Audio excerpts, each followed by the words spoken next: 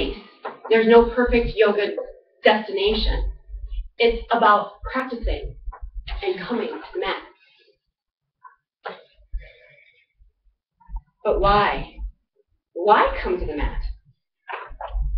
Why put ourselves in various odd poses for various reasons? One could say the same thing about Toastmasters. Why do we come here to put ourselves through nervousness, awkward meeting situations, and so on? Why do we practice? So I have 3 different reasons why I say I practice yoga and why I practice Toastmasters. The first one, I try to find comfort in the discomfort. So when you come and have a nascent event, I'm nervous, I don't know what to do, I'm awkward, and my stomach starts to turn a little bit, it just feels uncomfortable. Just like in yoga, I hate pigeon pose. That's what this is, pigeon pose. I hate it. It hurts my knees, it makes me feel uncomfortable, but by working through that discomfort and listening to those around me and experiencing it, I find alternatives where I can get into the pose and still feel what I'm supposed to feel and get what I'm supposed to get out of that particular instance. Now, just like in Toastmasters, we subject ourselves to these uncomfortable events where we have to stand up and talk, but we have that in real life too. So we practice to be able to find comfort. And as we learn the roles, we're able to take those roles and change them. Make them fit us. Deal with our awkwardness and just learn to move on. Now, the next reason why I practice is to find out what I do when heat and pressure are applied. My favorite yoga instructor taught me this paradigm. So he'd come up, he'd put you in this plank pose, and as your arms would be starting to shake, he'd get down and say, so now what are you going to do when heat and pressure are applied to you? Are you going to pull that inner strength in, remember to breathe, and work through the pose?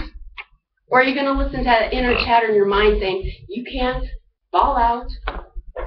Or even, are you going to listen to your body that says, you know what, take a break, fall out of this pose so that you can regroup and come back?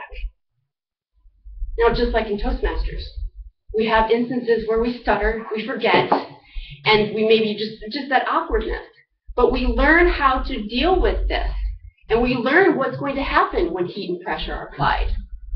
Oftentimes in work, we're called to the front, or we're called on how we're doing on our project, and we feel that heat. And by practicing and knowing what we're going to do when heat and pressure are applied to us, we can come out being stronger and ultimately feel confident, and that we're able to grow. This brings me to the third reason why I practice. I practice to feel something. So again, you get into these weird situations with yoga. And really, if you look at these poses, they're very awkward. Why on earth would I want to stand in a situation where it looks like a down-stretching dog or an ape, right?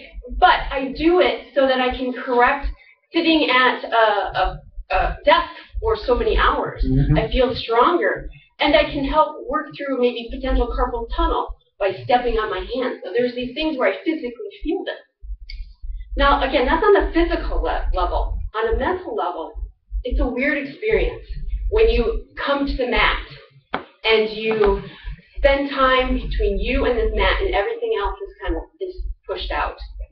It is really a hard thing to explain, and it's unique to everyone. But I invite you to also feel that when you come to the mat.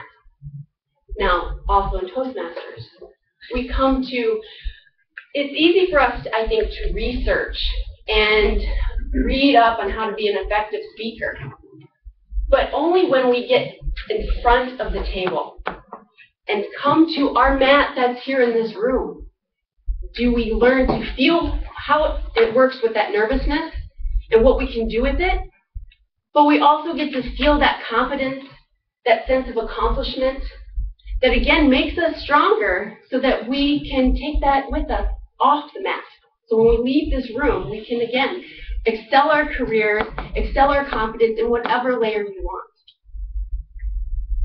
So if you've never tried yoga, I truly invite you to come to that mat. If you're interested, talk to me. I'll be happy to talk to you about it. But if yoga is not your thing, no way, no way.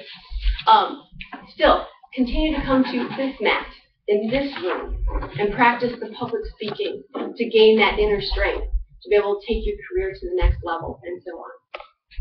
Now I'll close with the words that we close with in yoga, where the teacher honors the student, and may the spirit and light in me honor the spirit and light in you.